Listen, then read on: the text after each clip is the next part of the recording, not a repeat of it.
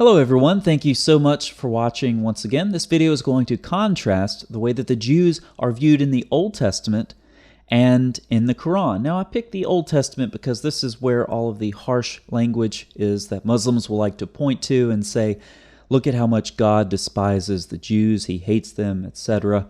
And so in some respects, Islam is no different. So we're going to go through some of these passages, namely three books. We're going to look at Malachi, Hosea, and Jeremiah. Some of the harshest language there that God uses toward the Jews, and we're going to take a look at the bigger picture and see what's going on. After I knock down those Islamic objections, before they even get off the ground, we will move to the vast and disgusting history of Islamic anti-Semitism. So let's jump right into the text here. Malachi chapter 1. Was not Esau Jacob's brother, declares the Lord, yet I have loved Jacob, but Esau I have hated. Now, we're talking specifically about the Jews here, but I wanted to throw this verse in Malachi in because it contains this word, hatred.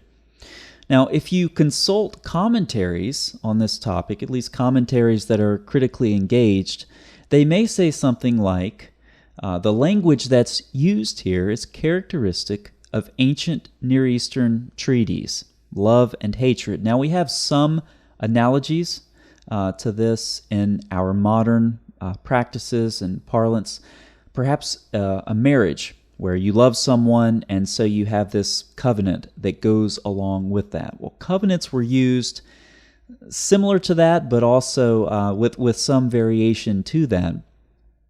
But the love-hate language is associated with the covenant here, and specifically covenant protection. So God's people in the Old Testament were under covenant protection. And the commentators that say that this language is associated with ancient Near Eastern treaties are trying to get you to think that way. To be hated is to be rejected from the covenant. To be loved is to be accepted into the covenant. And if you're in the covenant, then you have covenant protection, namely from their enemies there in the contemporary ancient Near East.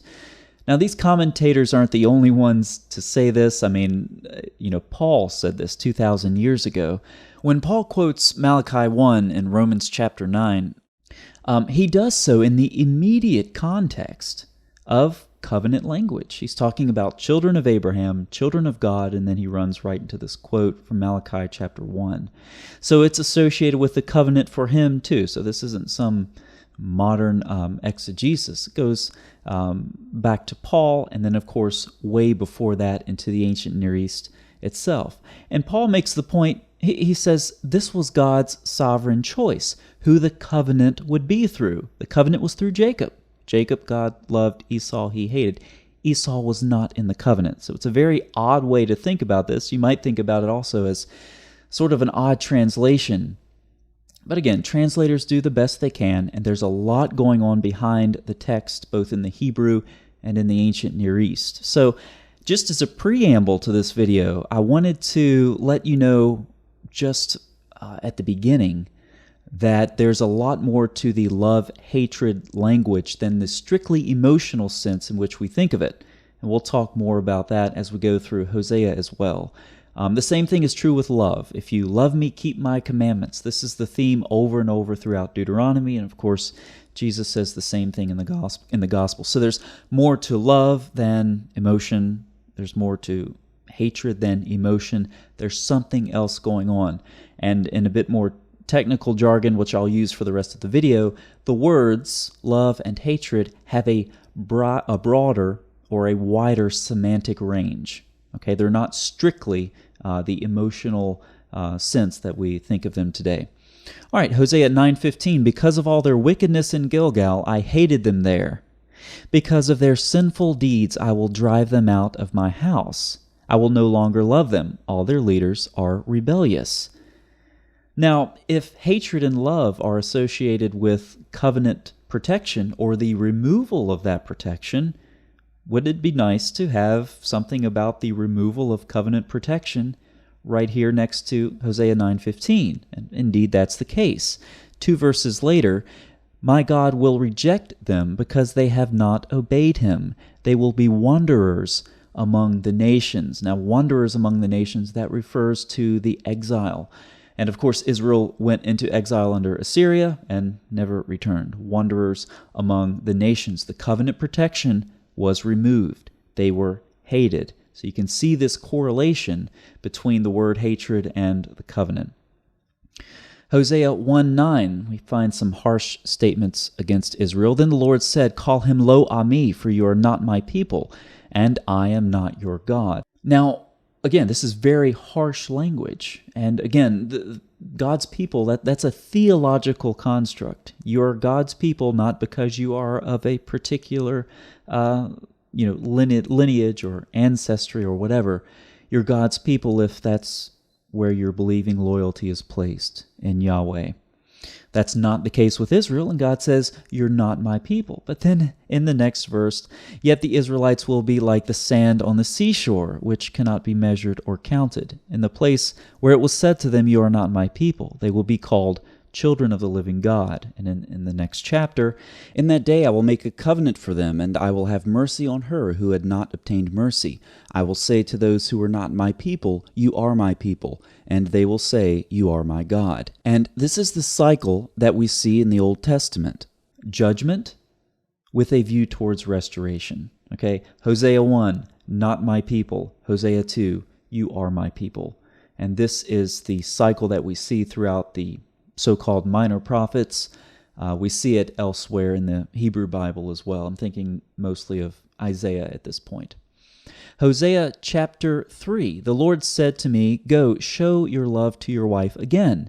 Though she is loved by another man and is an adulteress, love her as the Lord loves the Israelites, though they turn to other gods and love the sacred raisin cakes." Now, obviously, that's a bit strange to our ears. It refers to some things back there in the ancient Near East. But what I wanted to point out is that love here in Hosea appears in very close proximity to hate. And God says he loves Israel, even though they are an adulterous nation. Yet he hates them. He loves them. They forsake him, but he hates them. So which is it? Well, it's both, because the semantic range is larger. It's bigger than how we think of love and hatred.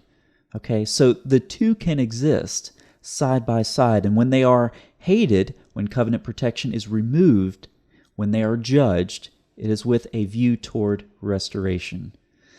Not God's people becoming God's people once again. Hosea chapter 6, "Come, let us return to the Lord. He has torn us to pieces, but he will heal us. He has injured us, but he will bind up our wounds." And one more from Hosea 11, "They will follow the Lord. He will roar like a lion. When he roars, his children will come trembling from the west. They will come from Egypt, trembling like sparrows, from Assyria, fluttering like doves. I will settle them in their homes, declares the Lord." So again, this sort of end view is the restoration of the relationship between God and his people. Now, love and hatred, perhaps in the Hebrew Bible, is not given in any closer context than in Jeremiah chapter 12. Verse 7, "I will forsake my house, abandon my inheritance. I will give the one I love into the hands of her enemies. My inheritance has become to me like a lion in the forest. She roars at me. Therefore I hate her." Verse 7, he loves her. Verse 8, he hates her. Israel has become like a roaring lion, viciously opposing Yahweh. And God finally says, "Okay, then I will just let you do what you want to do."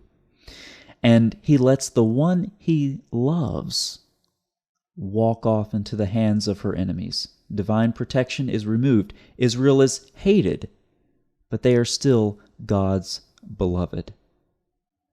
But the judgment in the Old Testament, again, is always with a view towards the restoration of that covenant relationship between God and his people. "I will be the God of all the families of Israel. I have loved you with an everlasting love. I will build you up again. Sing with joy for Jacob. See, I will bring them from the land of the north and gather them from the ends of the earth. I am Israel's father, and Ephraim is my firstborn son." and again more on the eschatological vision of restoration. It is too small a thing for you to be my servant, to restore the tribes of Jacob and bring back those of Israel I have kept. I will also make you a light for the Gentiles, that my salvation may reach to the ends of the earth. And of course, this was partially fulfilled in the book of Acts. There's a lot going on in the geography that points back to verses like this in Isaiah, this sort of universal eschatological restoration of Israel. And I like this verse because it's too small a thing to bring Israel back. Not only that, but God is going to bring the rest of the Goyim, the nations, back to himself. So there are a couple of propositions that I will bring up at this point from the text that we have read. And I think I've gone into it to sufficient depth to establish these points. Proposition number 1. Love and hatred have a wider semantic range in ancient Near Eastern usage than in modern English. This should be crystal clear by now. If it's not, you haven't been paying attention. The implication from this is that comparisons to the strictly emotional sense in which the term is used in modern English are anachronistic and simplistic. Anachronistic and simplistic.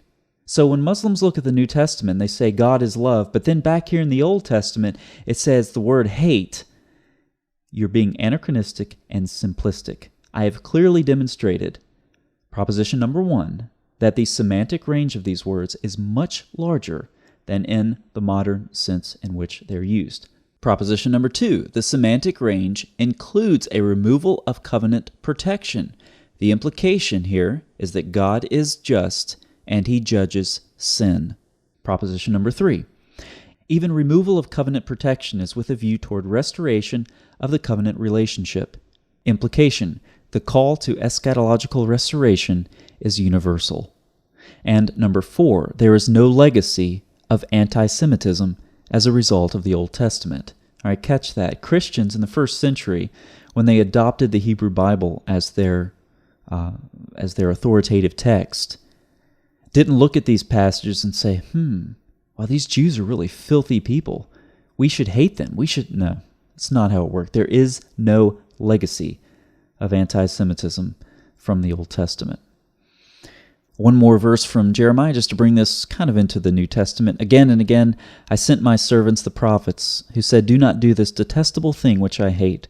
But they did not listen or pay attention. So whenever I read something like that from Jeremiah, it reminds me of what Jesus said in Matthew 21. You have the vineyard there in the Old Testament. The vineyard is a metaphor for Israel. And there's Jesus talking about the servants who were abused in the vineyard and so forth.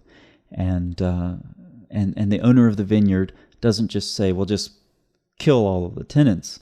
No, but he sends his own son. And there's Jesus giving his life not only for Israel, but for the rest of the nations.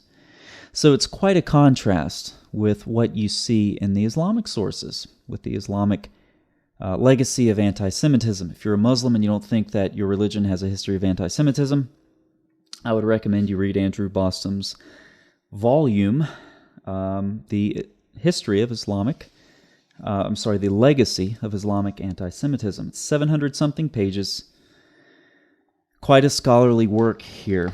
And he quotes Al-Jahiz, who was a 9th century CE scholar. And the question that Al-Jahiz is addressing here is, why do Muslims hate the Jews so much more than the Christians? Yeah, they hate both, but they hate the Jews a lot more. The most potent cause of this particular animus toward the Jews is Surah 5:82. So this hatred of the Jews goes right back to the Quran. Remember that Muhammad initially had no problem with the Jews, and then they rejected him, and then he had a big problem with them. It went from, sure, you can do this and that like the Jews, to don't do anything like the Jews. I hate the Jews. You know, they're all going to burn in hell. We'll talk about some of those hadith very shortly. But after Muhammad was rejected by the Jews, then it's on. Then it's on, right? Then he starts revealing verses from Allah that just happened to coincide with his emotional state of hatred at the time. He says, and that their unbelief of the Jews must be the foulest of all, since they are the filthiest of all nations. Why the Christians, ugly as they are physically less repulsive than the Jews may be explained by the fact that the Jews, by not intermarrying, have not intensified the offensiveness of their features. The Jewish race, therefore, has been denied high mental qualities, sound physique, and superior lactation. The same results obtained when horses, camels, donkeys, and pigeons are inbred. That's very interesting. I wonder what YHWH would say here about the Jewish race that has managed to establish a state and a nation in Palestine and beat the Arabs in every battle of every war of the 20th century. It's ironic that the Jews can do this, given that they have been denied high mental qualities and sound physique, not to mention superior lactation. Okay, so yeah, enough of that nonsense. Let's look at a couple of these verses that are actually in the Quran and see where this anti-Semitism really began to take off.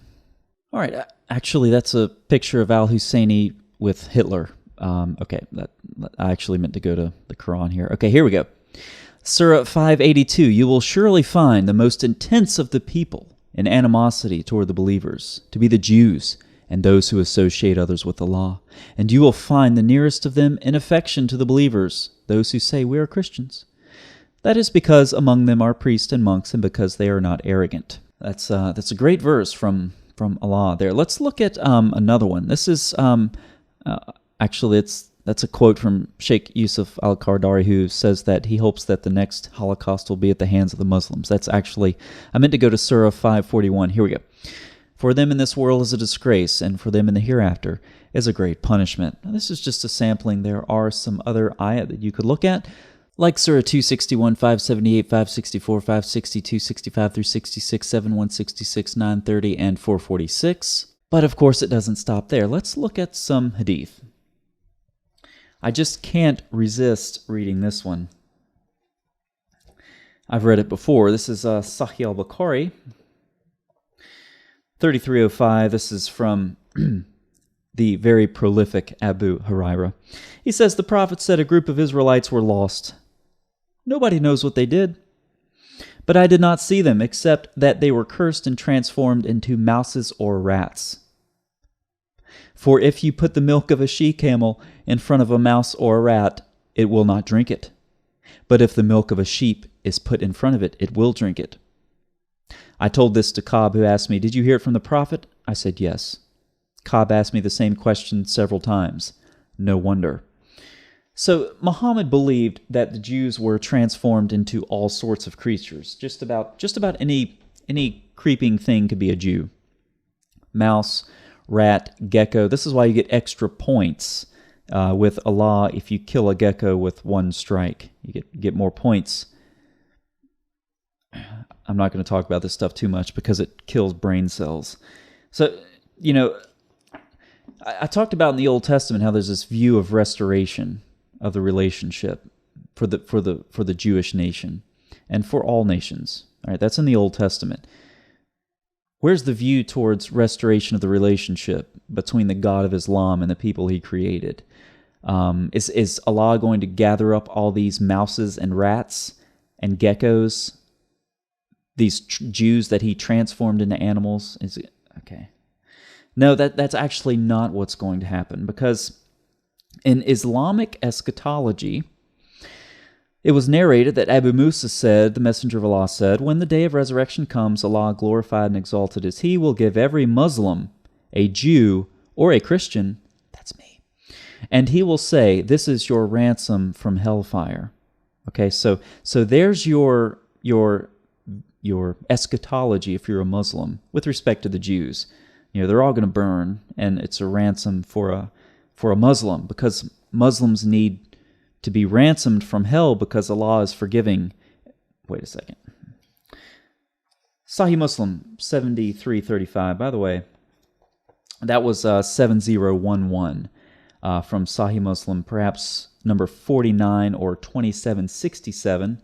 If you're looking it up on Suna.com, I'll move now to 7335, which is probably 2921 on Suna.com.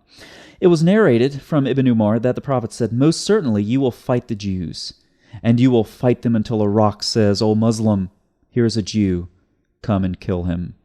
So I guess you fight all the Jews, and then some of the Jews hide behind rocks and in other hadith trees as well. And then you go and kill them, and then they're brought back up out of the dead, and then they're a ransom for a Muslim from hell. Jews really don't have a lot to look forward to in Islamic ideology. Now,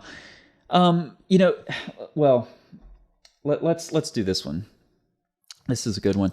If you're wondering how much, like quantify an Islamic ideology, quantify the worth of a Jew, I can do that for you. You want to make a Muslim run, pull out your manual of Sharia that you have studied intensely, every single word on every single page, and they praise Sharia law. And then you pull out your manual of Sharia and say, really, pick a flag, and we'll talk about it. And then they start running because they've never read their manual. They don't know what it says. But if they read it, they would know that it actually gives the value of the life of a Jew. The indemnity paid for a Jew or Christian is 1/3 of the indemnity paid for a Muslim. So, a Jew is worth 33% the amount of a Muslim. Now, on Facebook groups, I see Islamic Facebook groups, I see quotes by Ibn Qayyim, and they have like little balloons and flowers and things in the background, but I've never seen this quote from Ibn Qayyim. "The Jews are the cursed nation who Allah is angry with. They are the people of lies, fabrications, treachery, conspiracies, and are murderers. Usury and bribery, filthiest nation, have the lowest of characters, farthest from mercy, and closest to revenge. They have the habit of animosity and hatred." Now, if you ask me, Ibn Qayyim has the habit of animosity and hatred, but here he's, of course, pinning that on the Jews, as Muslims pin everything else on the Jews. So much has been the fault of the Jews, even spoiled food. Muhammad said that food would not spoil if it wasn't for those Jews. 4 propositions. Number 1, in the Quran and Hadith, Muslim-Jew hatred is purely emotional, bent on expulsion and annihilation.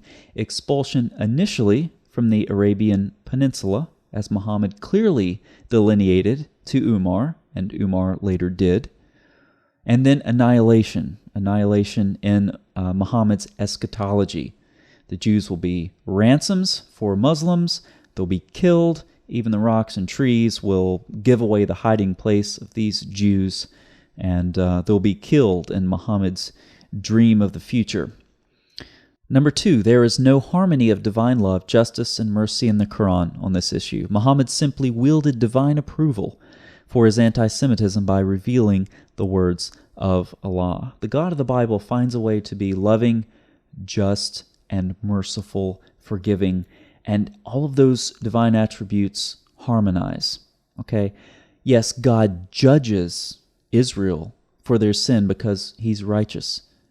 But in his mercy, he provides a way for them to come back into the covenant.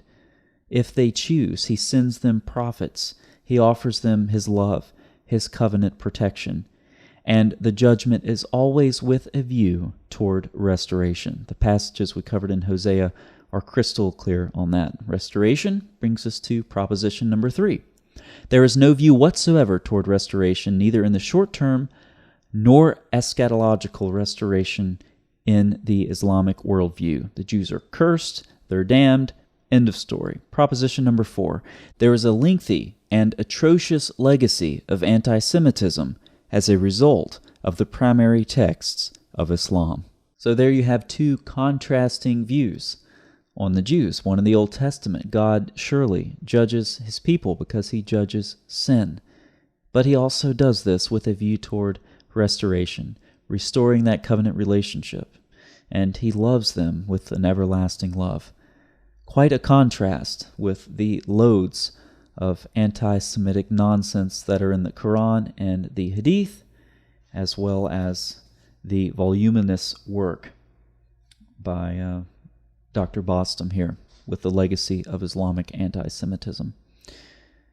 So Muslims have a lot of answers to give on this topic. Perhaps it's nowhere more clear that the Quran is written by a man or multiple people than with the case here of the Jews. Muhammad suddenly decided to hate them and to do everything opposite the Jews once they continually rejected him. And once he gained the power, he was able to fight them, ambush them at first, conduct assassinations, and then later expel them from the Arabian Peninsula under Umar's rule. And at the precise time that Muhammad is developing this hatred because the Jews rejected him, these ayat start showing up in the Quran that echo Muhammad's feelings. Muhammad wanted some divine authority behind his anti-Semitism, and he got it with his so-called revelations from his so-called God. Muslims have a lot of questions to answer on these issues, and I'll be watching the comments section to see if there's any serious engagement with the legacy of Islamic anti-Semitism. Thanks for watching.